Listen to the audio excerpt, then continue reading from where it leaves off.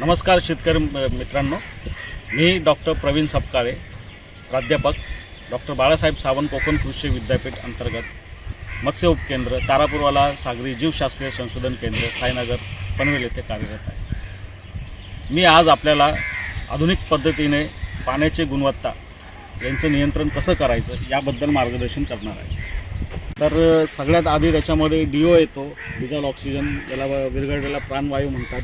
नंतर सामो येतो, नंतर हार्डनेस येतो, अल्कलिनिटी आहे, CO2 आहे, नंतर H2S आहे, अमोनिया, नायट्रेट असे वेगवेगळे घटक आहेत पाण्यामध्ये।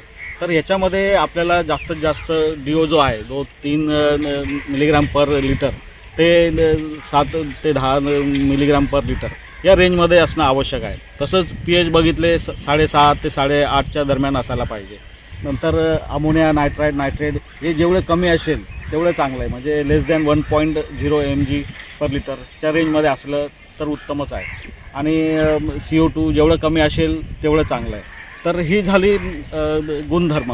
आणि आपल्याला जर पारंपरिक पद्धतीने करायचं असेल तर आपल्याकडे फार्मवरती आपल्याला अशा प्रकारचे किट येतात, जे आपण पाण्यावरती तलावामध्ये जाऊन वेगवेगळे जे आता मी तुम्हाला गुणधर्म सांगितलेत की आपल्याला DO काढायचा आहे, आपल्याला pH काढायचा आहे, आपल्याला CO2 काढायचा आहे, तर असे वेगवेगळ्या प्रकारचे त्याच्यामध्ये केमिकल्स येतात। आणि ह्या केमिकल्सच्या आधारे आपण आपल्या तलावावरती जाऊन हार्डनेस असू दे, pH असू दे, DO2 असू दे, कार्बन डायऑक्साईड असू दे, H2S असू दे, ह्या गोष्टी आपण मोजमाप करू शकतो।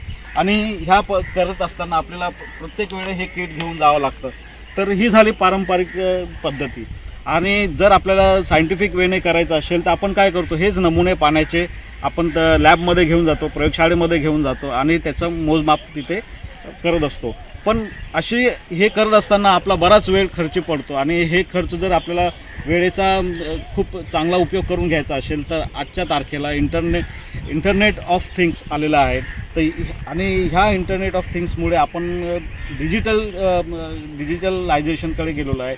आणि डिजिटलायझेशनमध्ये आपल्याला sensor base monitoring system, real time monitoring सिस्टीमचा वापर करून आपण आपले गुणधर्म कसे काढू शकतो, मोजू शकतो आणि त्याचा उपयोग आपण कसा करू शकतो याबद्दल मी तुम्हाला थोडीशी माहिती देत आहे। तर जसं मी मगाशी सांगितलं तुम्हाला, आता अशा मगाशी मी तुम्हाला डिजिटल इक्विपमेंटबद्दल सांगत होतो की जे आपले गुणधर्म आहेत, जसे तापमान आहे, pH आहे, सॅलिनिटी आहे, DO आहे, CO2 आहे, तर अशा वेगवेगळे घटक जे आहेत आपल्याला जर काढायचं असेल तर ह्या सिस्टीमने आपण ते काढू शकतो। तर आपण हा तलावरती घेऊन जाऊन तो सेन्सर जो आहे आपण बघू शकता, हा सेन्सर आपण पाण्यामध्ये सोडायचा आणि पाण्यामध्ये सोडल्यानंतर हे मॉनिटर आहे जे मगाशी मी तुम्हाला सांगत होतो, या मॉनिटर सिस्टीममध्ये आपण आपल्या ॲपमध्ये पण हा डाटा जो आहे रिअल टाईम डाटा हा आपण आपल्या मोबाईलच्या ॲपद्वारे रजिस्टर करू शकतो आणि तो डाटा आपण आपल्या PCवरती, कम्प्युटरवरती ट्रान्सफर करू शकतो। हा खूप माहिती जर आपल्याला हवी असेल, तुम्ही मत्स्य उपकेंद्र साईनगर येथे संपर्क साधावा आणि त्याबद्दलची इन डिटेल तुम्हाला माहिती आपल्या कार्यालयातर्फे मिळू शकते। शेतकरी बंधूंनो, आता मगाशी आपण सेन्सर बेस मॉनिटर सिस्टीमवरती कसं पाणी तपासून घेऊ शकतो तर ते बघितलं। आता जस्ट आपल्या बाजूला बघा पॅडल व्हील एरिएटर आहे। ही पारंपरिक पद्धतीने DO कमी झाल्यावरती वापरला जातो, पण आजच्या तारखेला आपल्याकडे सोलर बेस सिस्टीम आलेली आहे। तर सोलर बेस सिस्टीम आपण दुर्गम भागामध्ये वापरून आपलं जे विद्युत आहे त्याचं कमीत कमी बजेटमध्ये आपण त्याला वापरू शकता। तुम्ही या सोलर बेसवरती केव्हाही